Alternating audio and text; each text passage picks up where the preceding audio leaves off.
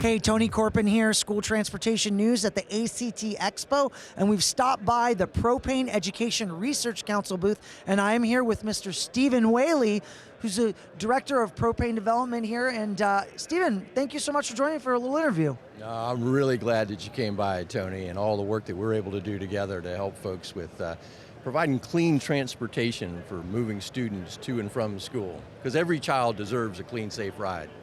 Yeah, so propane school buses as an alternative energy source is the #1 source in the market. There's over 22,000 propane school buses deployed in the United States, North America, and it's growing more and more and more. And now we've got the infrastructure bill kind of on deck.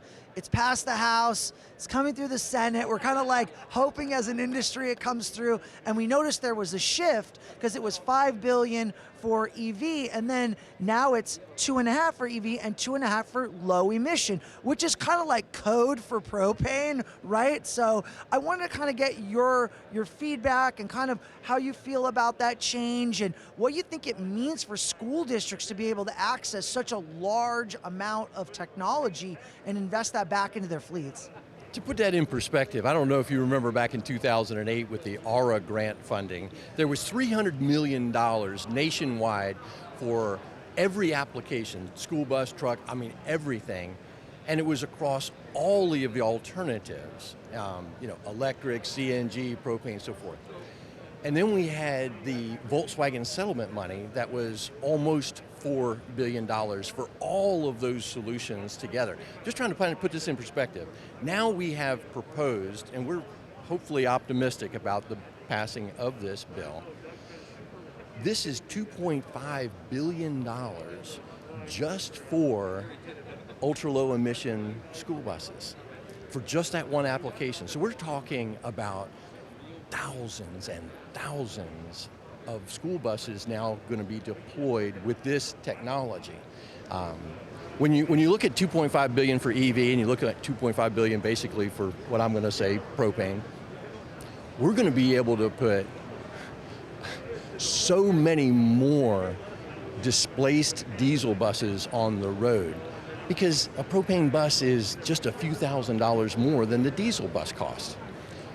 But when you get to the cost of an EV, which is 250% more, you can only deploy so many of those compared to the ones with propane.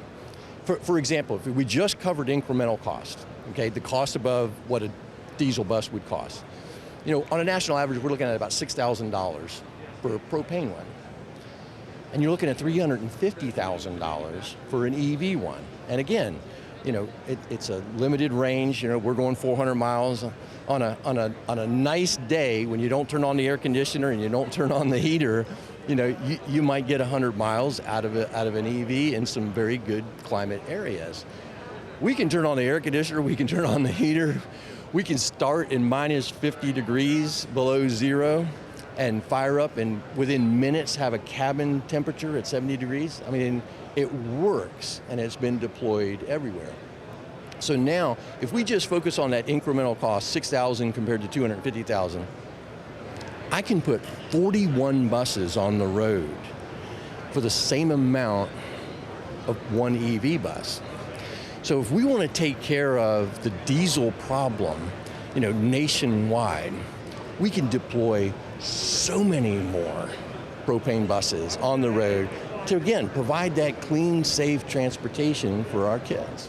Now, you have a large network of propane marketers throughout the country, right? And they're providing the fuel and the infrastructure to the districts. Now, I know infrastructure is also in there above and beyond the school bus side. So what does it kind of mean for a school district that maybe they already have propane, but maybe they want to add more, they need more infrastructure? How do you kind of see the propane marketers playing a role in that partnership conversation with school districts? And maybe somebody who doesn't have propane but is considering it, what's that look like for them? Yeah, we've only been talking about the cost of the vehicle so far, but there's a total cost, and that is the fuel and the infrastructure. So I appreciate you bringing that up. We can start off a school district that hasn't implemented anything yet with equipment that costs about $40,000 that propane providers overwhelmingly will put on site for you and provide that with a fuel contract, that you can lock in for a year, 2, 3 years, and still save, on average, compared to diesel, with nationwide, we're saving $3,500 per bus per year on fuel and maintenance costs for school buses. It's an astounding amount, but you have a very low entry to get into operating propane, which we're getting 96% reductions in tailpipe emissions compared to diesel. We can start that with just a few buses. When you have to do the electric infrastructure, you're gonna pay per bus, per charger, because you have to have a charger for every single bus to do it, for hours and hours to get it done. With propane moving at 12 gallons a minute through our dispensers with a 220, 30 amp circuit that moves this motor 24 hours a day. So you're just a few minutes of filling it up and moving it on to the next one. We can do all that at no equipment cost, a little bit of site preparation because we want that a little bit of electricity out to where you want to fuel, and that's it. So it makes it really interesting. Now, once you get that dispenser set up, you start off with a 1,000-gallon storage tank because you have 2 or 3 buses to go. But when you move up to 50 buses, all that dispenser stays the same. And the tank out back just grows a little bit. We'll start with a 1,000-gallon tank, go to a 4,000-gallon tank, go to an 18,000-gallon tank. And when you're operating 600 buses, like some of the places down in Texas, then you have 30,000-gallon tanks out there to fuel your entire fleet and make it happen. It's extremely scalable.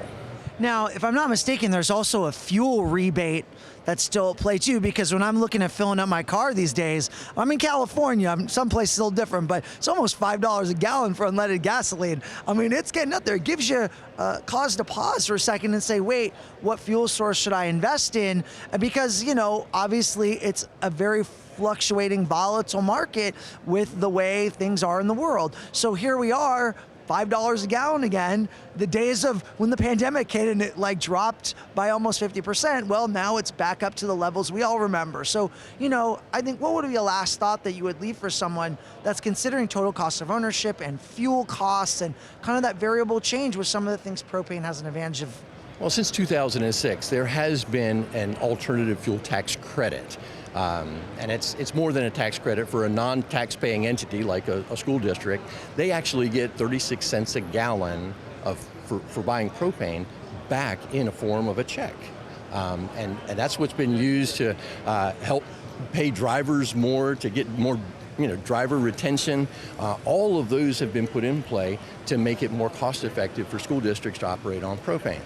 Since 2006, that incentive has been in place, but every year Congress wrestles through their budget, and it's always had bipartisan support, but it's not anything that we like to talk about for a guarantee. It goes through December 31st of this year, like it has for every other year since 2006. But the beauty about propane is all of this pencils out to that $3,500 savings per year without the tax incentives, without those fuel tax credits coming back. So yes, we help everybody get those back, but it's not something that's needed in the calculation to make this decision to get the kind of emission reductions that we're looking for to provide this safe, clean ride for kids. Wonderful. Thank you so much for all this great information and the great conversation. Really appreciate you guys, the Propane Education Council. Thank you much, Stephen. Thank you, Tony. Appreciate it.